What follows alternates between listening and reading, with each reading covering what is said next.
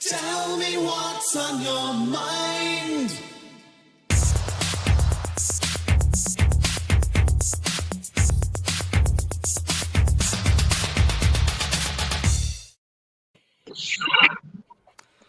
Hey there, this is Cooper from Telepathic Bunny Comics. I'm here with the Velociraptor again. Yes, your eyes are not deceiving you. This is a talking dinosaur. Hello. As you do.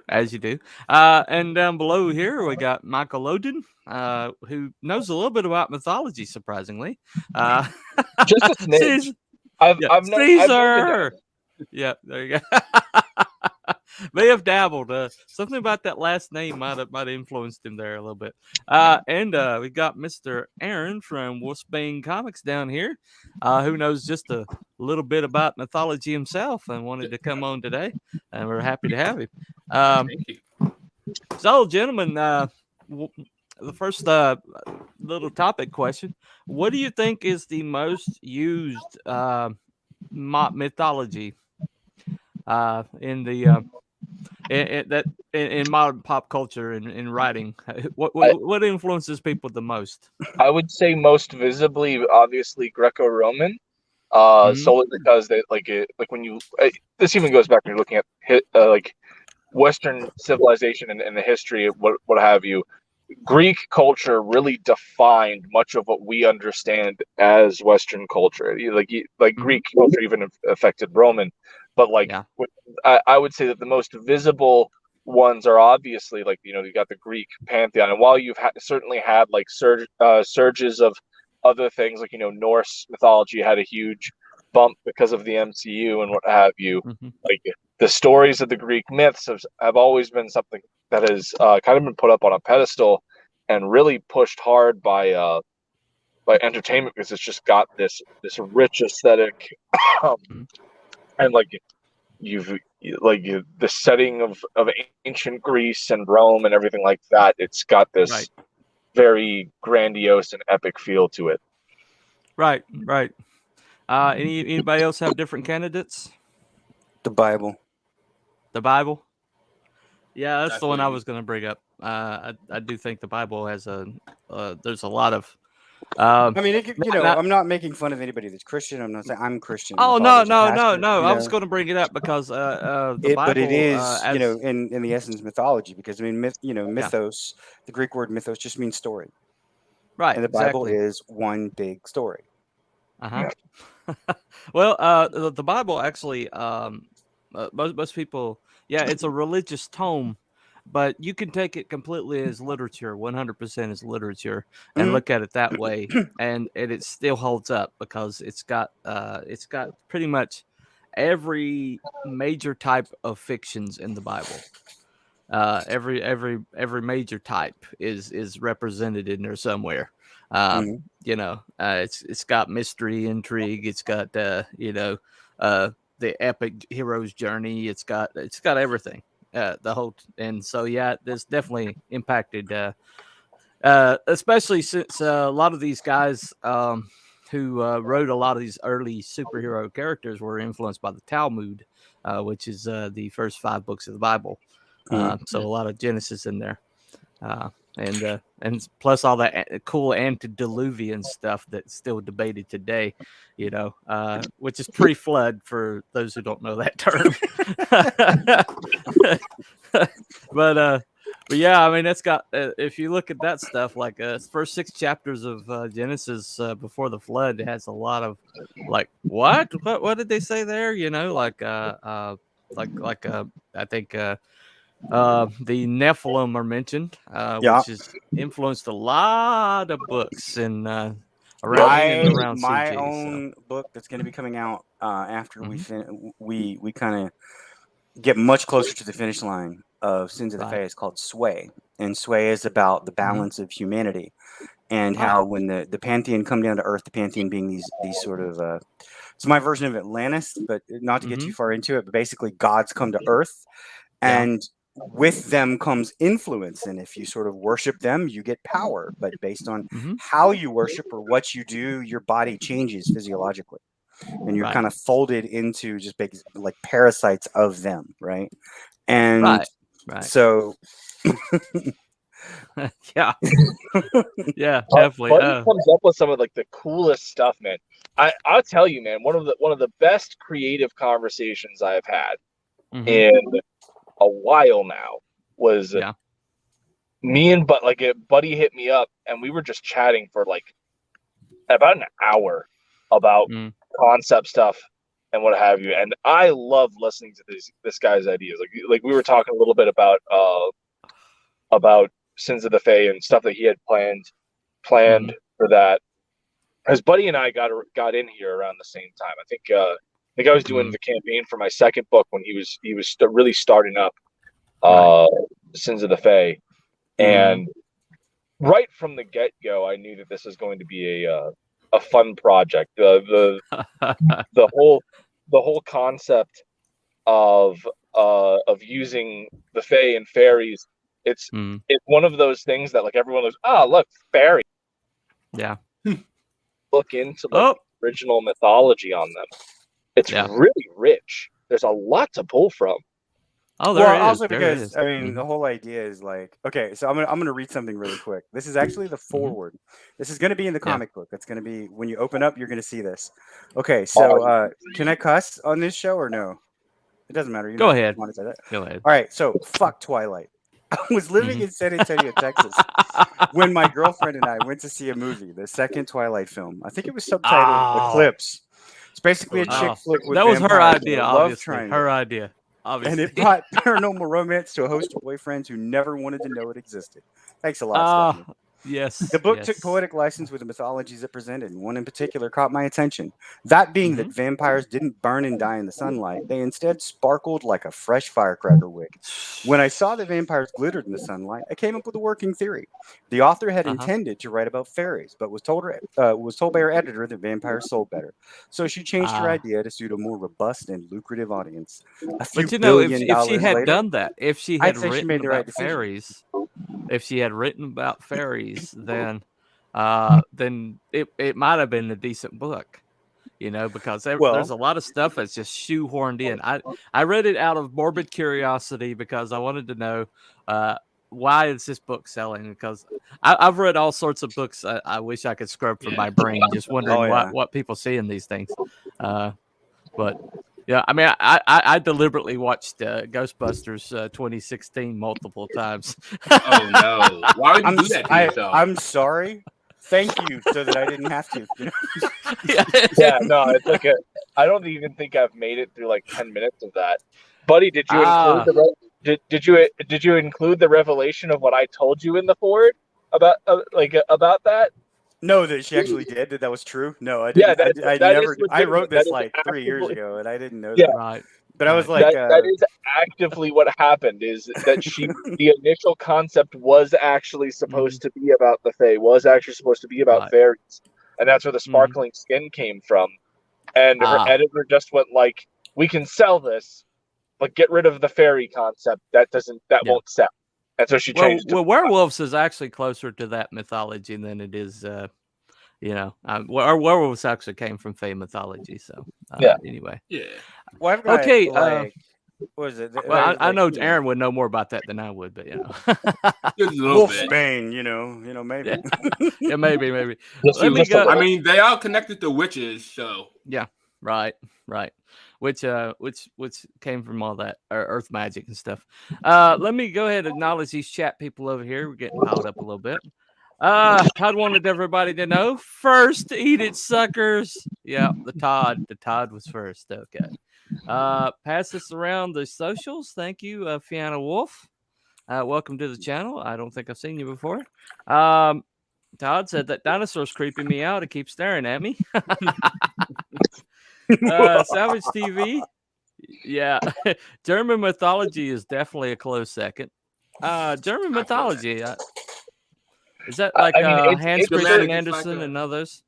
It's certainly influenced a lot of opera. Like some of the most prominent opera pieces are based off of Slavic and Germanic myth, and there's definitely a lot of Germanic influence. I think more when you're looking at like Germanic myth, it's very difficult for you to start to break it apart from like Nordic, there's a lot of similarities. True. Right. And a lot of that has to do with the fact that a lot of those cultures shared very similar stories, and even very similar names to deities. So it's hard to tell which one is like. Well, the brothers Grimm collected a lot of that. So what you see in the Grimm's fairy tales is a lot of the German mythology, and also the Visigoths and I was going to say kind of like, got folded into the quote unquote Romans. fairy tales. Yeah. I mean, fairy tales and mythology are very closely related. So yeah, they are sisters or very close sisters. I mean, even like people talk about Vinland Saga, the anime, you know? Oh, so good. And Vinland Saga, one of the main characters, at least for the intro of it, like not much after that, is Askeladd. Askeladd is actually not a real character. Askeladd is a very popular fairy tale character in Norway that appears in many of their fairy tales. He's always like a kind of a smart trickster god kind of guy. Yeah, right. Well, he's also not really named Askeladd. That's the name that he goes by as a Norseman. Have you seen all of Vinland yet? Yeah. Well, no. Like you're talking about the anime. I mean, I've read a lot of the manga, but okay. So you read the manga, so you know, like he's not actually Askeladd. Yeah, but it's the same thing. Do you remember like there was a character in because it was kind of a retelling of Beowulf, Eaters of the Dead. I love Eaters of the Dead, and 13th Warrior is my guilty pleasure movie. 13th Warrior is an awesome movie. Askeladd is kind of in that. He's Aeolus. Yeah. Right. Gotcha. I'm sober, so the talking OPSEC dinosaur isn't distracting Todd. Todd's sober too, so that's not his problem.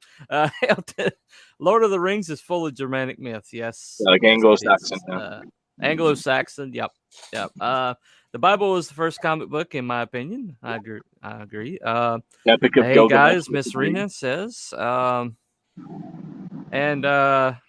that's a haha, a respectful velociraptor.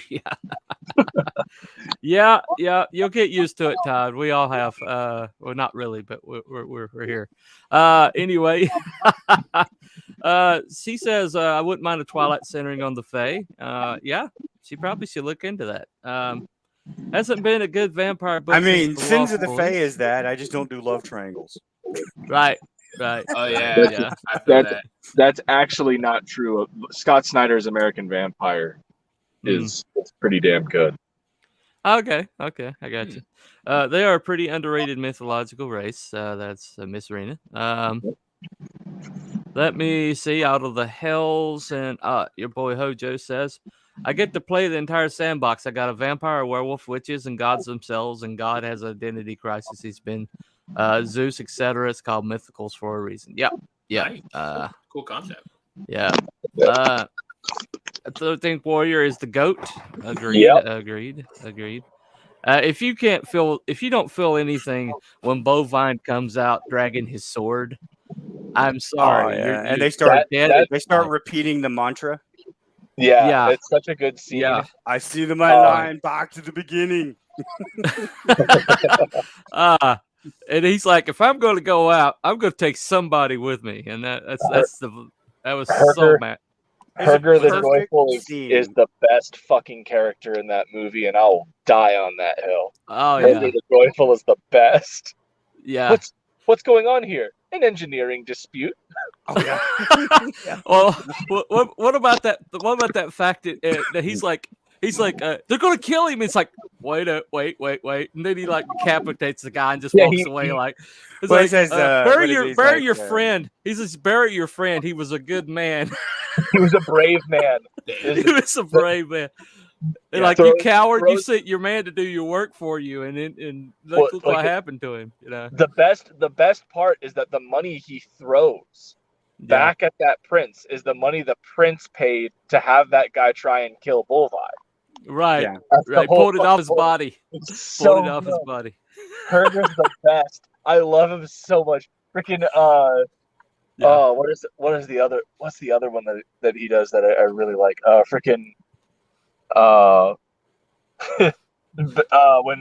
right after that, when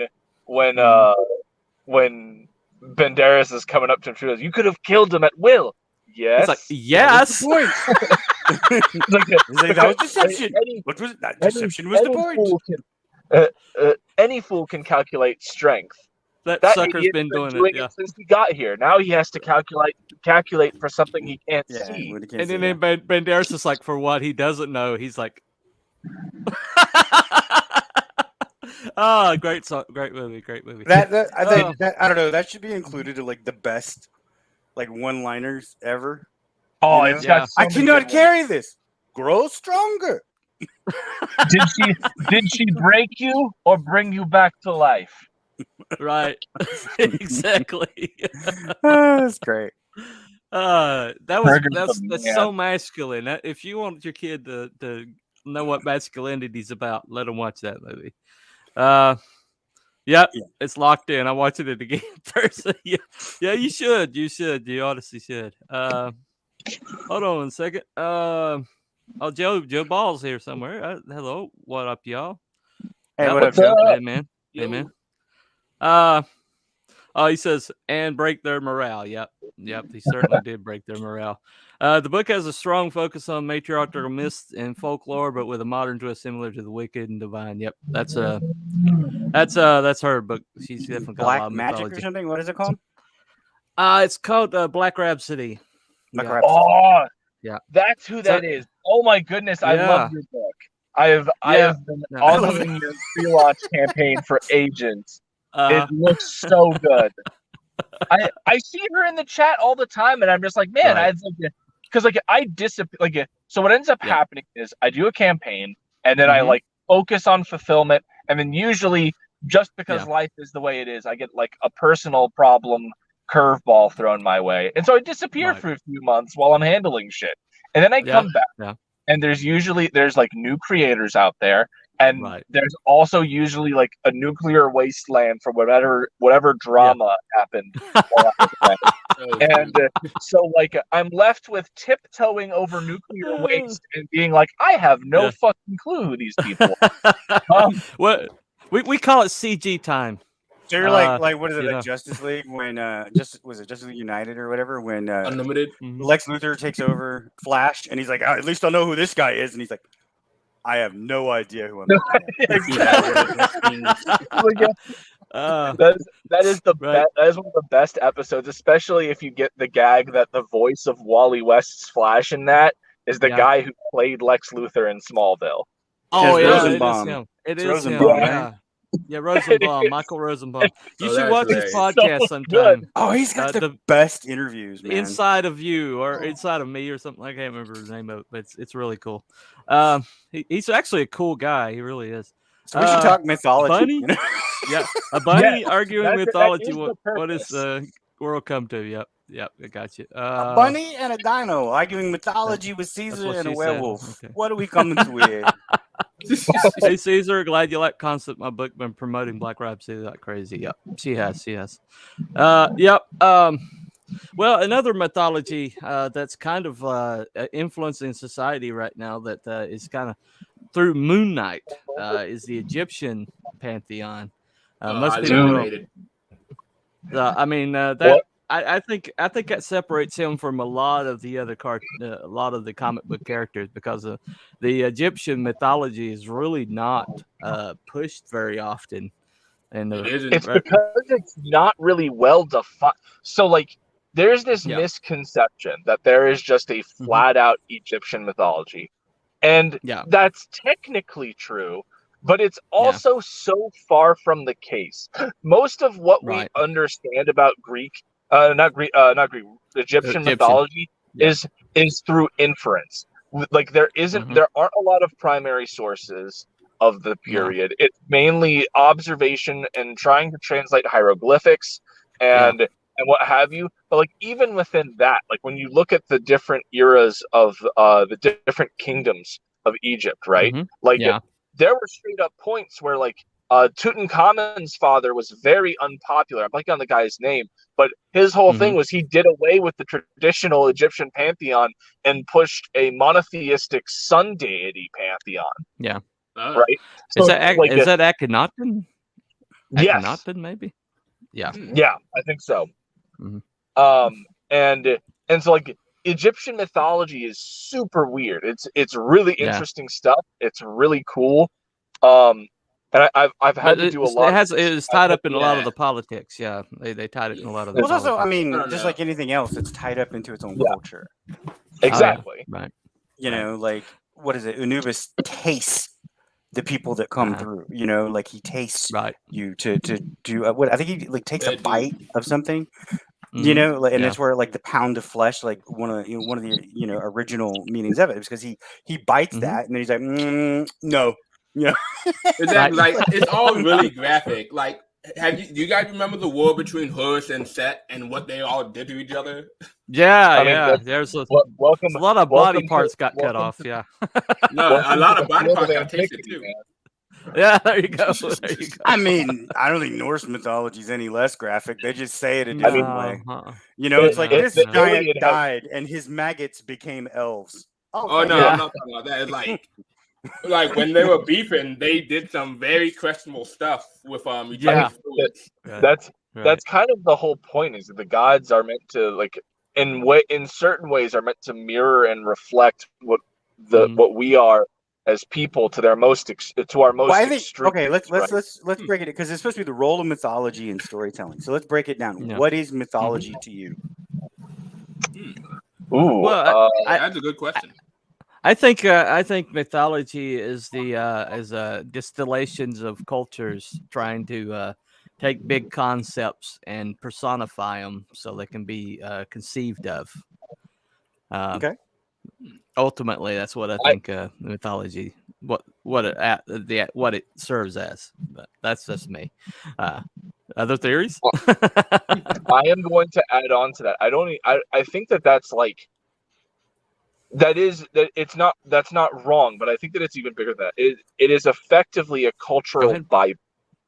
It's a cultural Bible of Mhm. things. It's not I thought even he was going to just say like about- cultural bypass. I was like, what?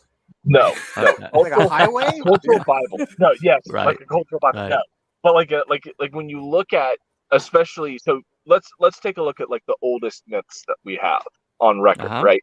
So you've got the Epic of Gilgamesh, you've got the Iliad, and the Odyssey. Mhm. These are the three oldest mythological texts that we have. What do they do? What do they say? It's not just about, it's not just about, well, these are the gods and everything. It's about showcasing the interplay between gods and mankind, and how like what heroes are supposed to be, what people are supposed to be. These are the kinds of virtues that we want to extol. In Greek culture, there's this concept of what's called arete, right? And arete, the closest translation to the modern English would be excellence. And there are multiple facets of arete. That the two big ones are bis and metis, right? So metis is and I might flip these two, but I'm fairly certain. No, bis is This is the negative.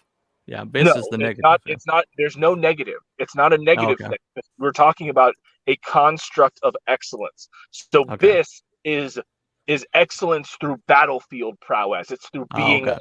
it's through being a badass. It's Hercules. It's Achilles. It's going in there. Metis is excellence through thought and exploration. So that's where you get your like Perseus and your Odysseus and stuff like that. But when these things come together, these two aspects merge, you get arete. And so when you look at these myths, when you look at the Iliad, when you look at the Odyssey, all of these characters at their best moments showcase both and merge to a perfect form of excellence. And that's what these myths are, is a way to not only explain the worlds around them, but to set societal standards of what is expected from people and what we should strive to be. Right, but that's all very masculine concepts too. So that's one reason why they're let's perverting them so bad. let us just not do that. Yeah. So All right. anyway, myth. Okay, well, mythos is Yeah. Greek for story. That's what it means. Yeah. Story. Okay. Mhm. What is a Right. story? Really? What is a story? Why did we invent stories? Why did we invent language? Mhm. It's how we dream. Communication, reaching out to one another. What does Being that able do? What does that do? It allows us to engage. It allows us to come together and survive as a people. It creates society. It allows us to learn. Yeah. Right.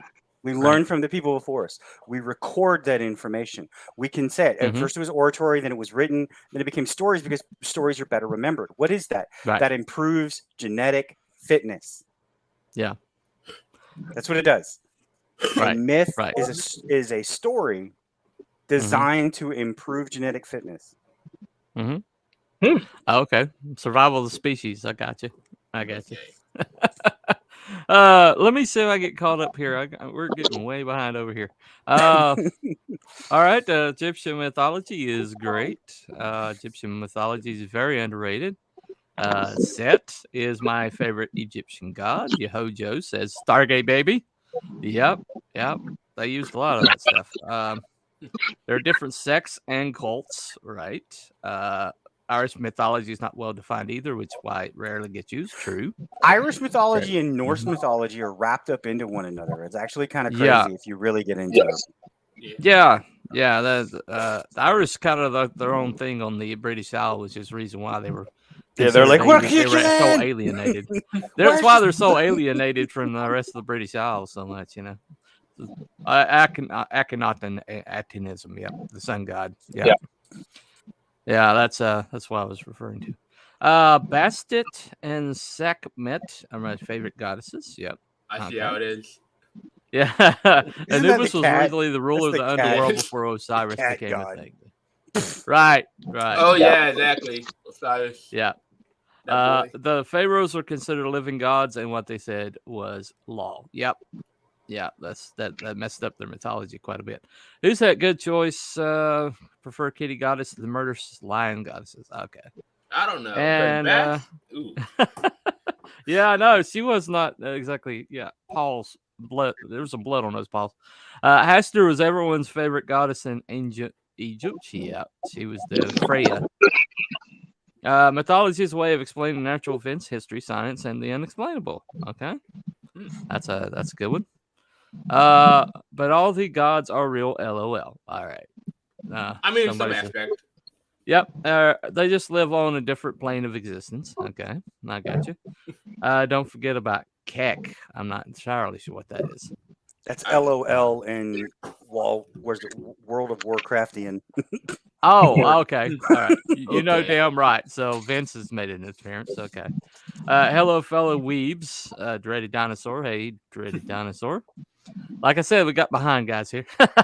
Kek is the Egyptian goddess of chaos and darkness. In anime, Japanese mythology is huge. Yeah.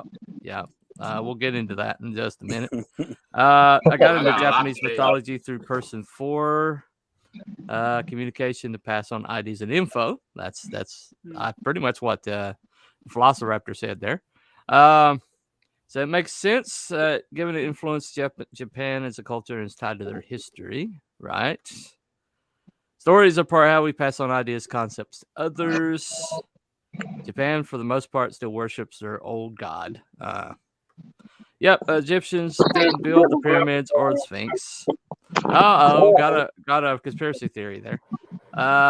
And one more. Aren't the Velas older than Gilgamesh and Homer? The Vedas. Okay. Vedas. I apologize. I didn't. Yeah, Vedas. Yeah. I'm trying to think. Yep. Well, the whole entire Iliad and the Odyssey is the second oldest documents we have. It's like the next oldest outside of the Bible. And that whole entire narrative really is a interesting tale. It has almost like it's a journey through Greek mythology. you know, because it hits on every bit of the mythology, you know, along the journey there, and which is why it survives as a document, probably. Wouldn't you? I mean, The Homeric, yeah. What's that? So when it comes down to like the Homeric traditions and everything, Mm-hmm. we honestly just lucked out that we got the Iliad and the Odyssey. It's crazy to think about because these two books are so definitive of modern culture and literature. But there was a point in time where they were gone. Yeah.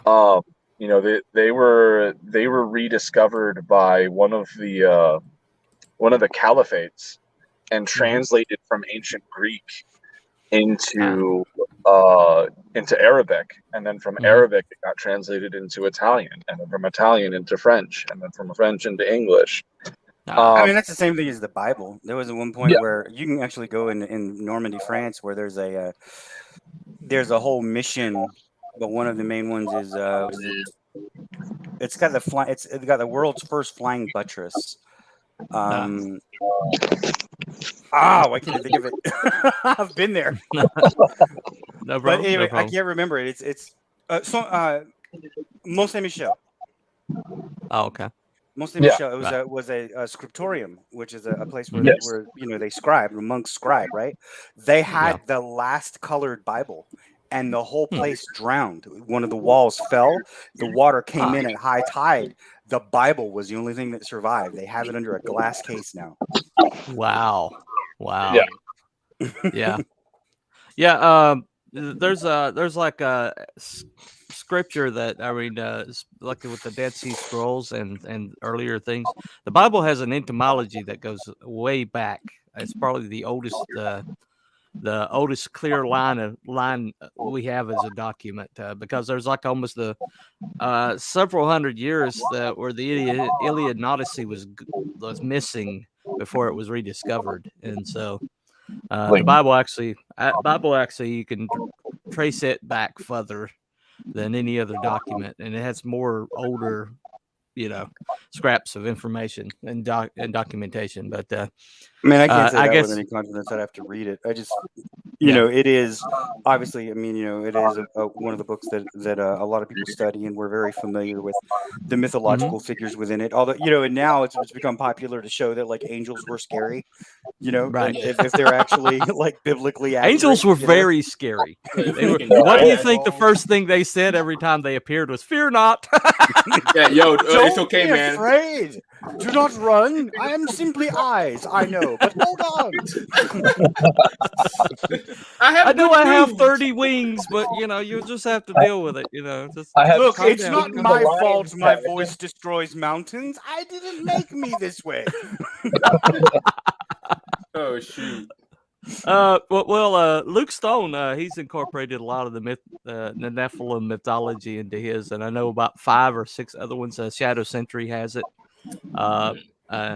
The Grok. Well, I mean, that's what I was getting into earlier, but we kind of digressed. As Sway is actually a big part of that. There is one of the shadows at one point her body is destroyed. Her body is destroyed, and her father has a seance and summons her dead mother back from the grave.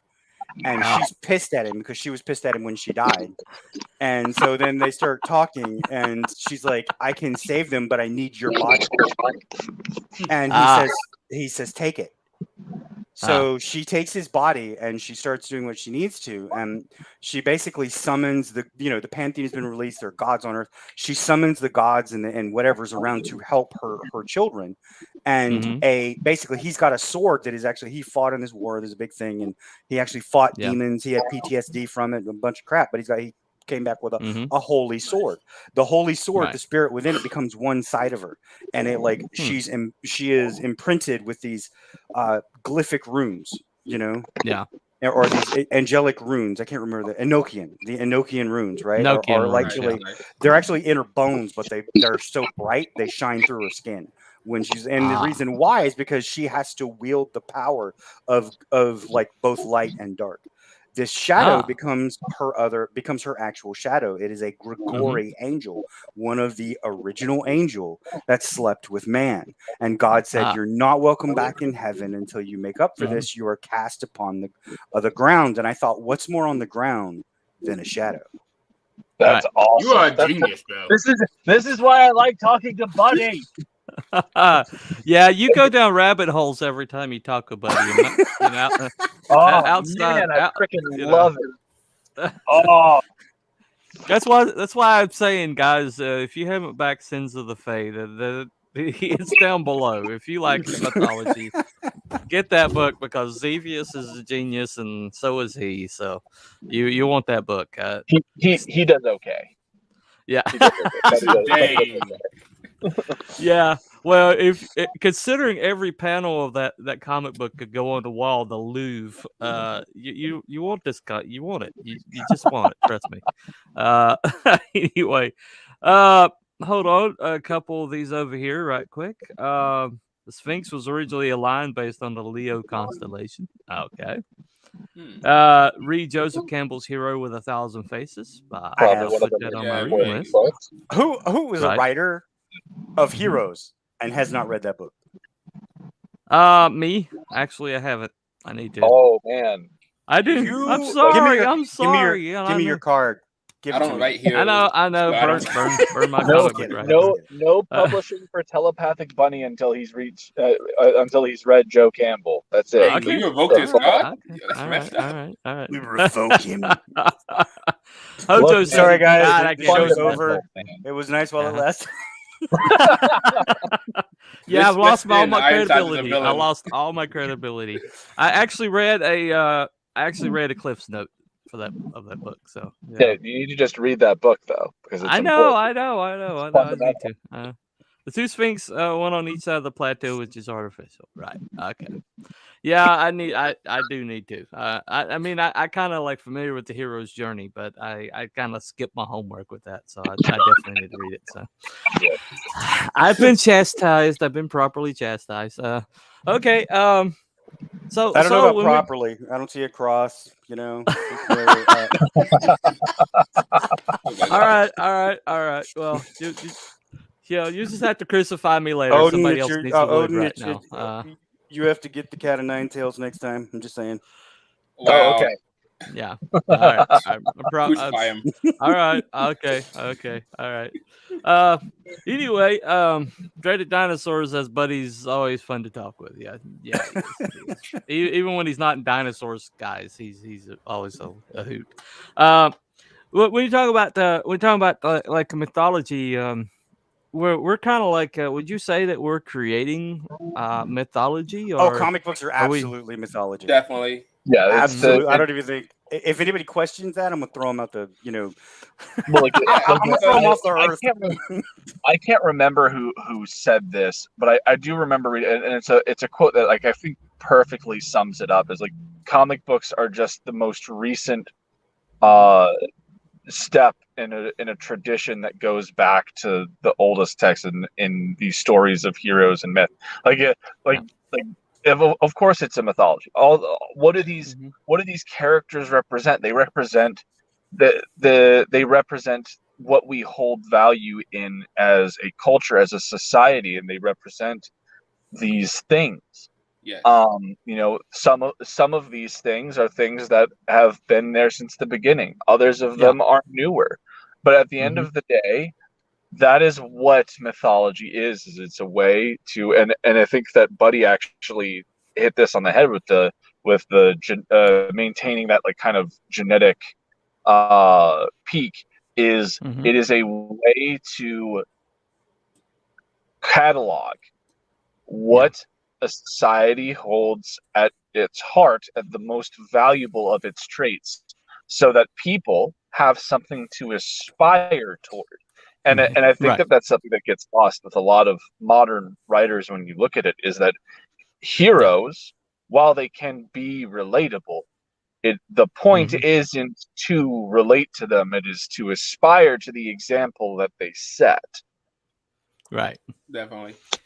Well, one thing I'm trying to do with my comic is I've kind of like got that kind of paragon hero in my book, but he was like sidelined for 50 years, and now he's like come out into he's trying to fight a war in a culture that has passed him by in a way, but has it really?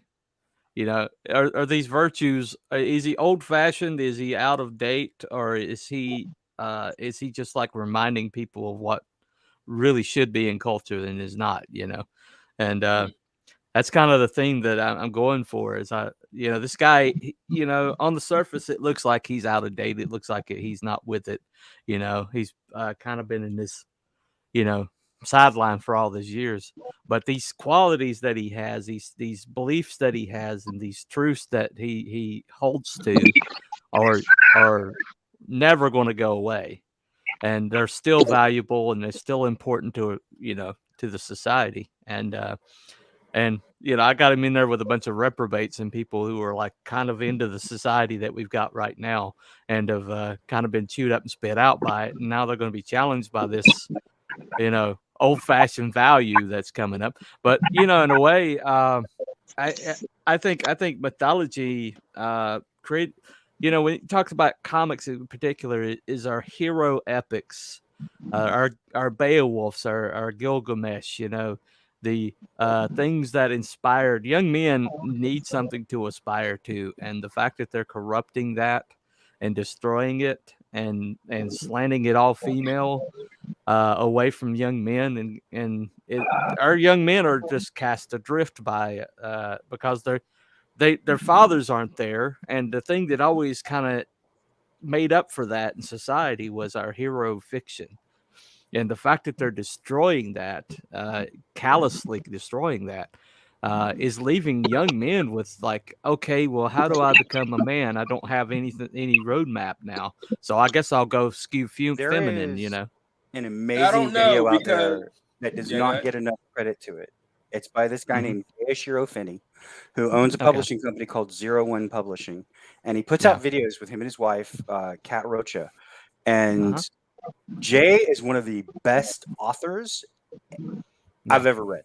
He's an amazing author. Okay. Mm-hmm. But he puts out these videos, and he's a great videographer as well. And he made a video, A Message to All Young Men, about 5 years ago. It's one of the best messages that you will hear, that is to young men of what they should do, how Right. society is failing them and how they can Yeah. improve. How Right. like don't listen That's to why they hate that, Jordan Peterson. That's why they hate Jordan Oh, yeah. Peterson so bad. oh yeah, I mean, because he's like, okay, get off your ass, clean your room. Yeah.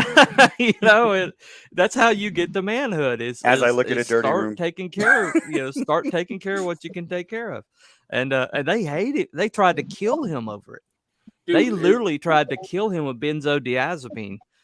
His healthcare workers literally poisoned him, and he had to go to Russia to recover. dang. I mean, that's how bad they wanted him gone out of society. And if you ever hear him speak, he's very powerful. I mean, very powerful. What was you going to say, Aaron, about that? I was Triggered? what? When I was, yeah. I was wasn't talking triggered. I was just gonna say I don't think it's more of like a femininity thing. I think it's just more of it's more of like an entitlement that they've been fed, saying like, oh, you're just as good as a person as anyone else, because I think it's like the whole notion that they try to feed where everyone's equal, so therefore nobody should be judged, nobody should have to aspire to anything, and because of that, people just get lazy and complacent in what and then the expectations of what they should be getting start to mess with everything. Harrison Bergeron. Anybody that has never read that short story, read that short story. Go right now. Kurt Vonnegut, Harrison Bergeron. Read it. Because it's about a society where they try to make everybody the same, and they handicap their exceptional people back to a level that they feel comfortable with. And and then somebody like gets basically like breaks free of that, and it's the ending is the most cynical thing, but but when you see modern society, it's so prescient to modern society. They don't want people to be Well, I excellent mean, for what whatever is reason. what is some of the ideology that they prize the most, like deconstruction, Mm-hmm. postmodernism? Postmodernism was not a bad idea. If you actually read about the real philosophy, it's not what most people think it is. They think, oh, it's the polarity, the opposites. You can't be this, you can't be that. That's not what it was. It's a very simple concept. You could be more than you were born as. That's it. You could strive. You could become something different. You could become worse. In a mathematical term, you had ultimate ergodicity. You were able to become anything that you wanted to become. That's all postmodernism was supposed to be. Right. Prestalian Dave says that it all started with participation medals. Yeah, I would say that's definitely part of it. Well, I earlier statistical zero was like bad mouthing Alan Moore, and I kind of jumped onto that. And my problem with Alan Moore, he was an excellent writer, and he's very influential. But the problem with Alan Moore was he tore stuff down, but didn't give us anything alternative. Okay, but I think something down, Alan Moore is a little bit different because Alan Moore is a weird cat. I mean, he says he worships a water dragon, Wait, what? So he's a little bit different, but like, have you seen like his Master series? It's actually really enlightening. No. What he says is at the end of the first chapter, he's like, I want to give this preamble to young writers. He said, I think of writing as magic because you can change the world with what you write. Yeah. So you have to be careful what you not only write, but what you put into yourself to write. Okay. And I think he creates some of these things to show people what not to do. That's actually one of the big things. I think that like one of the biggest things that happened with Alan Moore is like obviously you can't talk about Alan Moore without talking about The Watchmen. No. And I think one of the biggest problems with The Watchmen isn't what the book is, it's what people perceive the book as, and not realizing that The Watchmen is a satire. Yeah. The whole thing is a dark British satire commentary on the absurdism of superhero books. Yeah. It's not meant to be taken seriously. It is not. It was never meant to become the whole thing of, oh, well, superhero books now need to be gritty and dark and mirror the real world positive. No. The whole point was to take the outlandish, bombastic superhero environment and put it in a more real world setting to showcase how ridiculous that is. And that goes into what Buddy was even saying. This was, if anything, a thing of this is what not to do. And instead, you have people like Zack Snyder who now are like, every superhero thing ever should be The Watchmen. For the completely wrong reason, because they never there's a girl on Twitter, Carla, Comic and Cleve or something, and really great, Kayla, really great girl, really great. Has a lot of great insight. She has a question every day, and one of her questions every day was what do you think about like deconstruction and that kind of, or no, homage? And I said I think homages are fine. They're obviously an imitation of what's going on, but I think just like in what's going on here is they would say, oh, this is sort of an homage to the principle of Moore. No, it's not, because you don't understand what the hell he was doing. And so many of these imitations have no idea what the original artist intended. And there was another question, Chad, which is like, can someone else write your characters? Yeah, anybody who actually respected, understood, and appreciated my characters and was a good writer themselves could write them. Could they write them like me? No. Well, I wrote that I was trying to create a universe that other people could write in, as long as they bowed to me first. Kneel before Zod. Kneel before the buddy. Kneel before the buddy. Anyway, hold on. Let me get a little caught up here. Let's see. All right, Grant Morrison called superheroes the new gods. Yeah. Said that sounds like Super versus the Elite. Yeah, that's That was a good movie. yeah. Bristolian Dave, all right, me Babber sounds like an instant. Holy shit, is that a dinosaur? Yes, it is. I'm Dave the having the Velociraptor, and I know the what you have. Velociraptor. Yeah. there you go. Society of Broken Men is easier to control. Ah, good one. Good one. That's right. I read Harrison Bergeron. Yep. If you haven't, read it. Read it. It all started going wrong with participation medals. Yep, we saw that earlier. Where have we heard that before? Okay. Postmodernism. Yeah. Participation medals. PM. Right. Yeah. Right. Everyone is equal. Some are more equal than others. Animal Farm. Yeah. Absolutely. Deconstruction is garbage. Norm. If you want to piss off Alan Moore, say that Rorschach was the real hero. He hates that. Yeah, he does. He was trying to piss off Ditko is what he was doing. He was like pissing on Ditko. When he did Superior, he replaced the greedy character with Paragon Hero, so I'm not sure about that. Okay. All right. Yeah, he did that. That was great. And that was one of the stories he actually cared about. And he says that. He talks about it. You can capture interviews where he talks about that.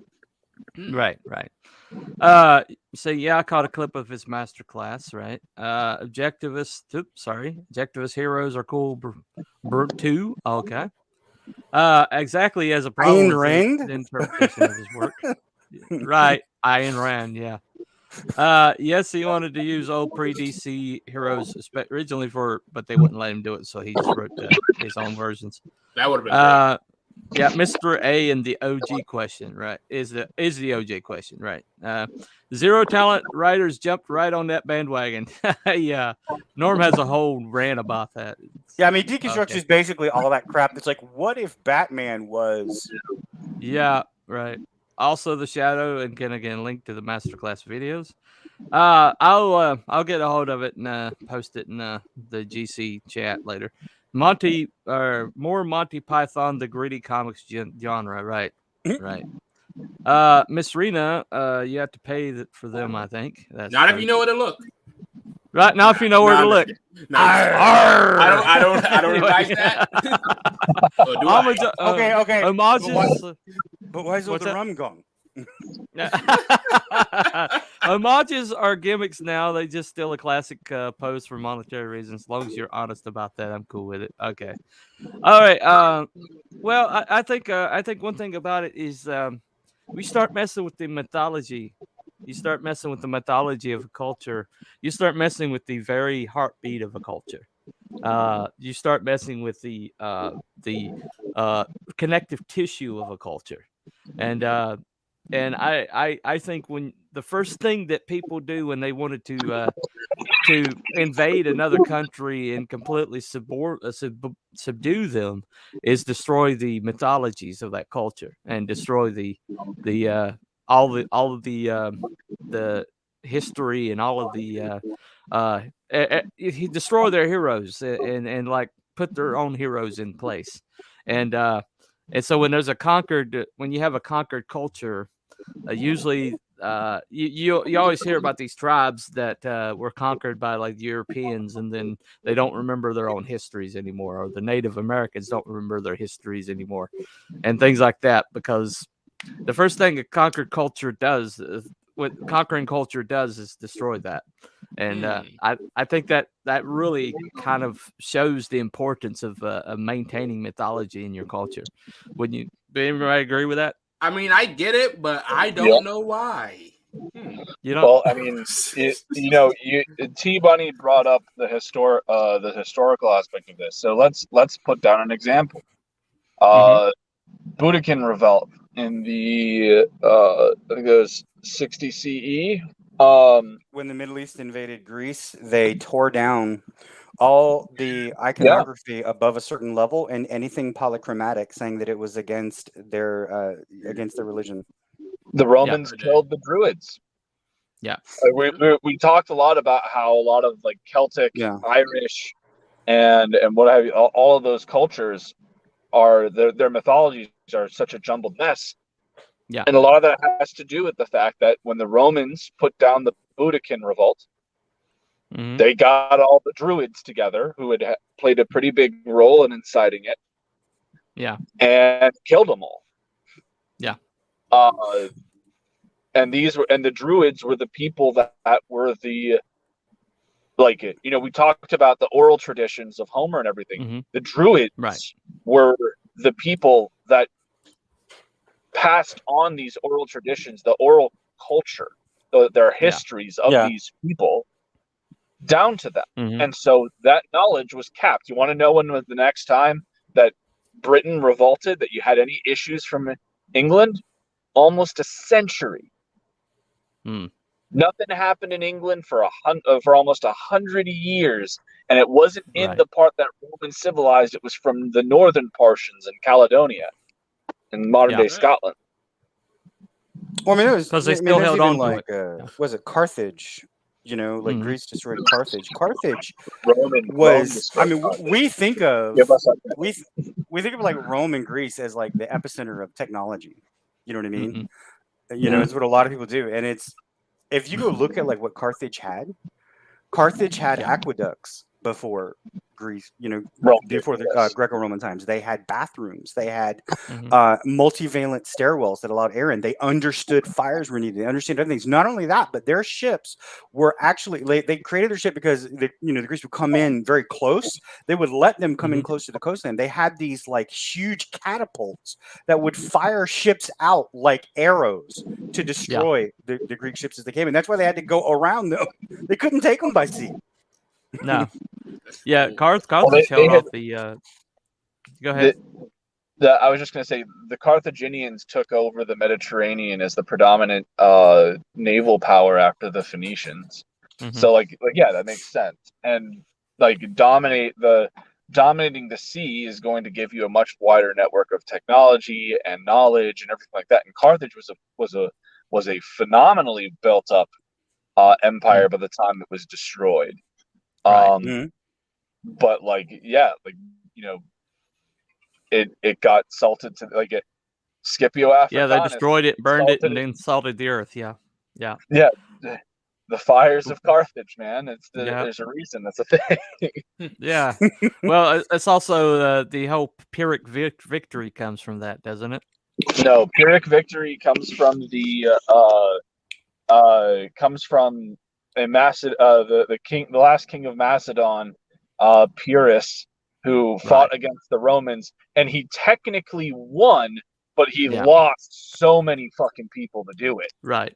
So he had to go back. And he was easily conquerable. Yeah, he was easily conquerable afterwards. Well, would you say that makes us a conquered culture? The way they're screwing with our mythologies and destroying our mythologies, would you say they consider us a conquered culture? That's why they're doing it. No, I wouldn't say that. I wouldn't say that, because at the end of the day, they're trying to do that, and what's happening, right? Yeah. Like they're the business.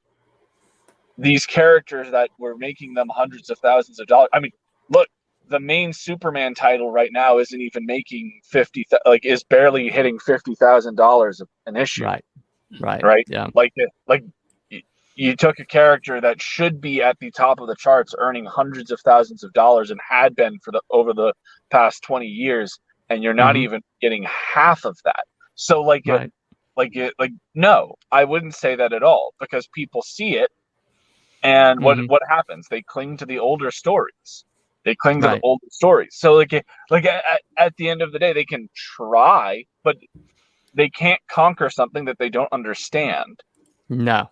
That's ultimately what it comes down to. The Romans, they understood the enemies they were conquering, and that's why they succeeded. Like the Turks, when they went into Greece, as Buddy pointed out, they understood Yeah. that these things were intrinsic to the Greek identity, Right. and that's why they destroyed them. Mhm. But you in order to truly destroy something, in order to truly conquer it and subjugate it, you have to understand it and the fundamentals of what built it up in the first place.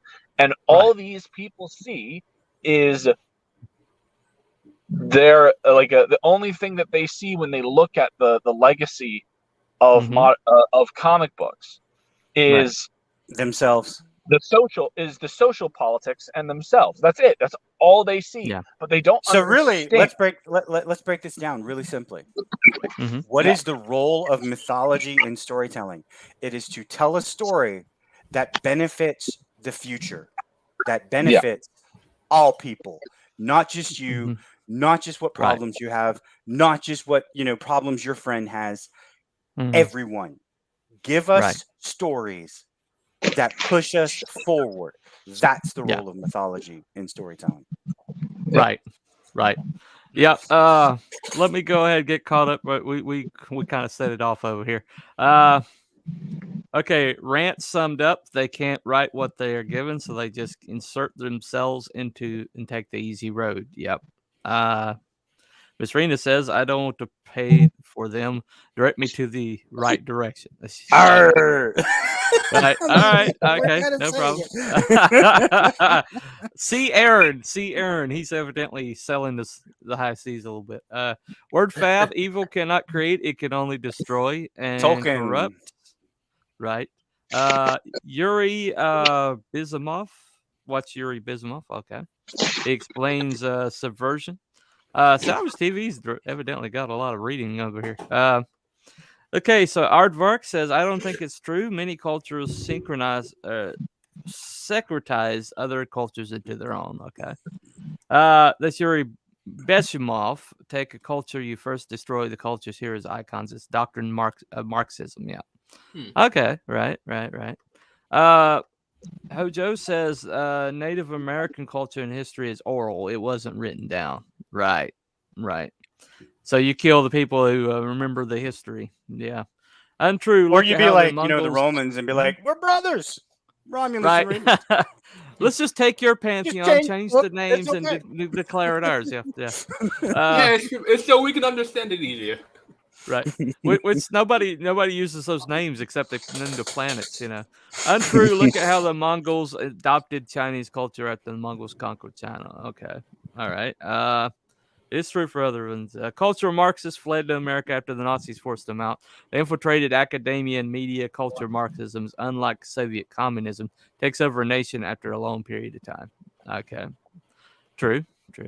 History is written by the winners. Right. Carthage began as a Phoenician colony. That's it true. Did. Hannibal Barca was one of the greatest badasses in all history. Yes, he was. He terrified. Much good it did him. His government turned on his ass. Right. They did. It came from a Greek king. Pyrrhic victory is what he's talking about. Pyrrhic victory. Yep. Yeah. He was correcting him. One more such victory and we'll be undone. Right. Pyrrhic victory. Right. But also look how the Sea Peoples conquered all the Bronze Age societies, but we have no trace of them. The Hyksos are virtually unknown, and they conquered Egypt. Yep. Oh, I mean, it's the same thing as the Assyrians and the Sarmatians, the horse races, or the horse peoples, horse cultures. They destroyed the people that weren't on horse for the longest time. I mean, that was one of the legends that came out for a while. One of the kind of that's why Genghis Khan ruled about so long. King Arthur is that they said they had a couple of excerpts where they said some king that would have been in England did them so bad on the battlefield they refused to remember his name. They only wrote down the amount of soldiers he killed on their side. That was it. And they're like, that's got to be King Arthur. Well, that's pretty cool. They didn't write down anything, or it could be in the text got destroyed in the war or through disaster. Okay. Yeah, we set it off over here. 80% conquered. When was the last time you saw Davy Crockett or Teddy Roosevelt lauded or shown in positive lights? As a matter of fact, they just put out a documentary basically screwing with Teddy Roosevelt's legacy. So True. Then island of Santorini had an indoor plumbing is believed to be Atlantis, I think. Oh, okay. Cool. Santorini? Sorry. Island of Santorini is considered to be like Atlantis. Plato wasn't really trying to, based off of what I've read, because this is the fall of Atlantis comes from one of his effectively hypotheticals. It wasn't a legitimate event so much as him trying to create a moral conundrum about like a city that had effectively lost its way and like this, that, the other. But like the destruction of the destruction of the island, the island of Santorini was there in the Mediterranean, and it's absolutely beautiful. And so if like there was anything that could have been a real life Atlantis, that's probably it. Right. Yeah, I think they discovered it underwater, hadn't they? It sunk because of an earthquake / hurricane. Right. If Teddy Roosevelt beats Wilson, then we're in a way better timeline. That's agreed. Wilson was a jackass. Well, mythology is culture and ethnic centric, though. Yeah, that's true. No, it's not. Okay. When you read mythology, how they perform something is cultural and ethnocentric. Okay. What happens, the direction it takes them is never. It's human. Right. That's what makes it timeless. I can read about Anansi in Africa. I can read about, the legend, the fairy tales, or like we're talking about, the Germanic tales, right? We can read about the different stories in China, but what is it all? Are the heroes ever weak and spindly? No. Are they ever gangly little nobodies that can't do anything? If they are, they're like trickster gods, but they're not, right? They always have something that transcends mortals or transcends our ability. That's what makes them heroic. And then we say, oh, okay, so what is that? That's something to inspire to. So you can say like, oh, but the Egypt, in Egypt, it was a common thing for them to taste everything, to tell that it was true or not. Okay, that's true. But that doesn't mean that nobody doesn't do something to test the mettle of someone, right? Right. I feel that. Yeah. True. Fair. Fiona Wolf says, so tired of deconstruction and subversion. Yeah. Agreed. That is tiresome. I think they insert themselves as it's the very definition of not being able to like anything unless they see themselves represented. Literal definition of narcissism. That's agreed. Yeah, see, that's the thing. Agreed. It's like, I go by saying, like, if you try to do things for the sake of righteousness, the only thing that you're going to do is corrupt. Right. Yeah, agreed. Even if you had the best intentions, the moment you start proselytizing through your art is the moment you destroy it. Is my belief. Hold on a second. It's read the Emerald Tablets of Thoth the Atlantean. Okay. Atlantis is in the Atlantic Ocean. Okay. Destroyed 13,000 years ago. I guess that's a different timeline. Manoah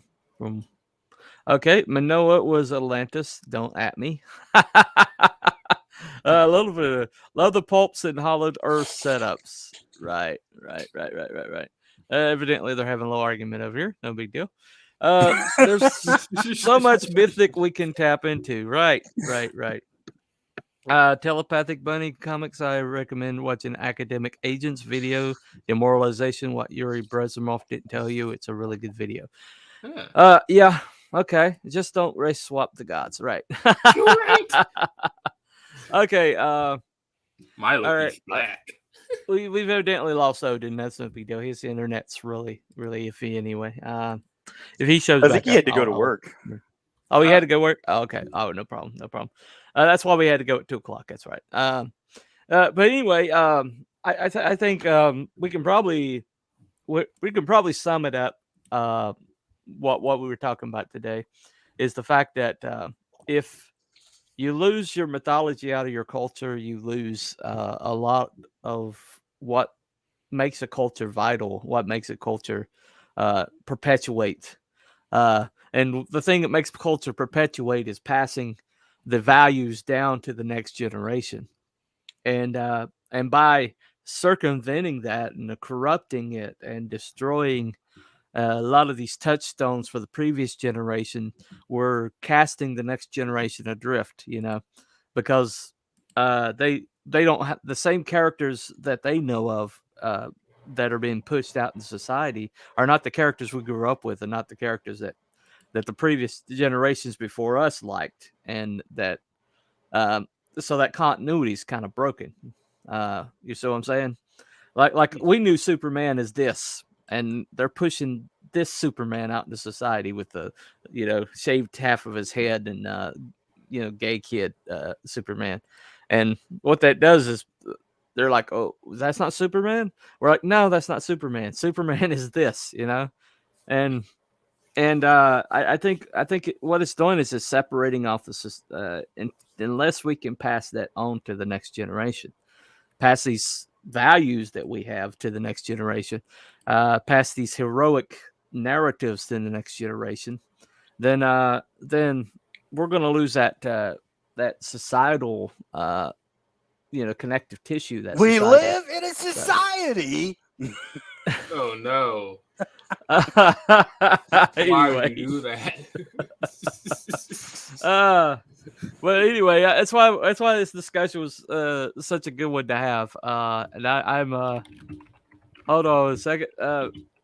Norm says that you could just build a new mythology. Just saying, that's what we're doing. Well, I mean, I think every time that was Alan Moore's. Yeah. That's the reason why he said what he said. Is like basically, you do. Right? Like everything that we create, every comic we create, every story, we are creating a new mythology every time. I mean, what is that? Oh, what is it? Dead Poet Society. Yeah. A lot of people hate the movie. They say, oh, he was horrible. Some people say he was horrible because he caused the kid's death by intervening, whatever, yada, yada. I don't care. Shut up. Yeah. Wow, I gotta watch that movie too. Spoilers. When he had like the you don't know which kid died, so it's still not spoiled, when he had the comment that he was talking to the boys, remember when they were like secreting away poetry that they weren't supposed to read, and then it was from the old group, and they were like, hey, yeah, he's like, what is this? And he's like, gods were created and we drank from the cup of heaven, and all that. I remember and I thought, I was like, fuck, I want to read a story, right? Well, but the thing that inspired all he did was basically he pointed it in the right direction. They found it themselves. Yeah. And well, he didn't even they already found it. He encouraged them. He said, what you're doing is good. What you're doing is you're learning. You're creating, you're learning how to create your own gods. Right. I kept oh captain, my captain. Yeah.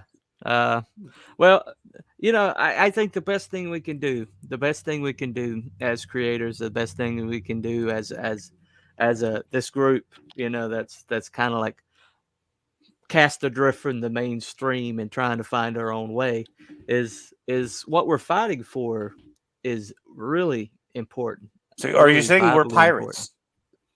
I guess we are pirates. You know what? You know what?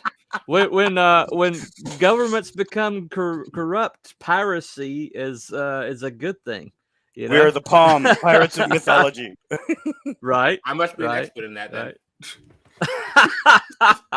Arr, but the thing about it is though is we just need to stay the course. We need to understand that what we're doing here is not just ephemeral. It's not just entertainment.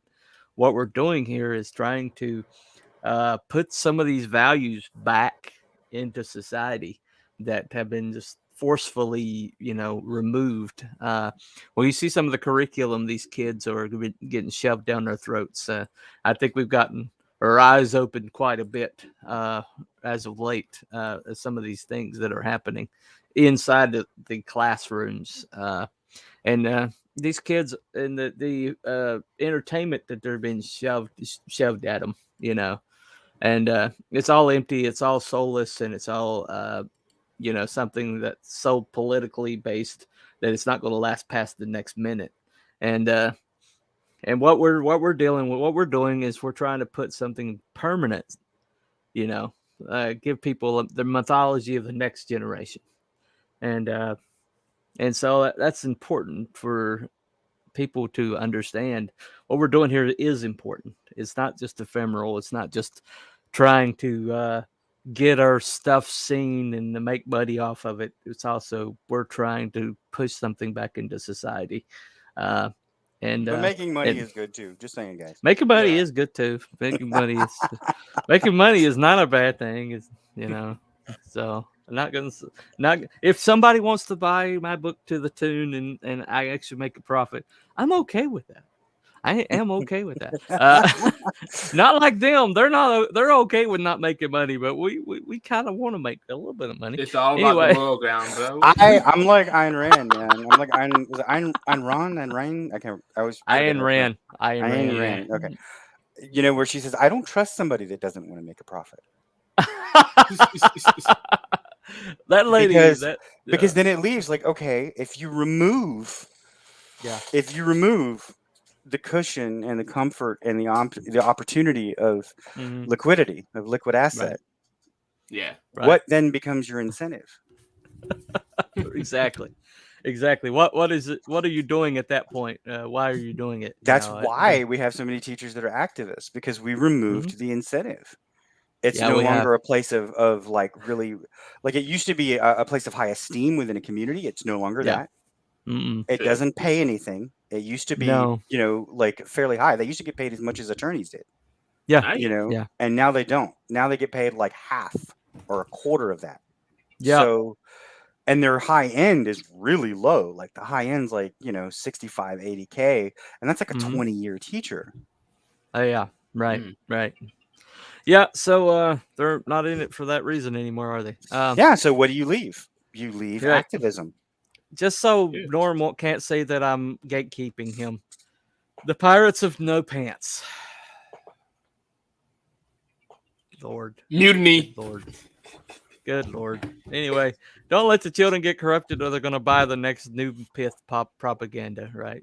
Ayn Rand was ahead of her time. She was a genius, and Atlas Shrugged was a huge red pill. Yeah.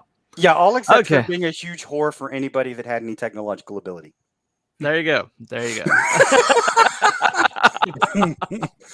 Okay. On that note, character. There you go. All right. On that note, I think we've gone good with the topic today. Anybody want to add anything before we go? Just call me Weasel. Call you Weasel. Oh, okay. Nah. I have no idea what that is. I have no idea. So anyway, I know. Okay, Buddy, and Michael's and Aaron's links are all below. If you like what they said today, or you want to support them, the links are below. This is Cooper from Telepathic Bunny Comics, and thank you for Fluffiest Chat and YouTube for showing up, and y'all have a nice day. Tell me what's on your mind.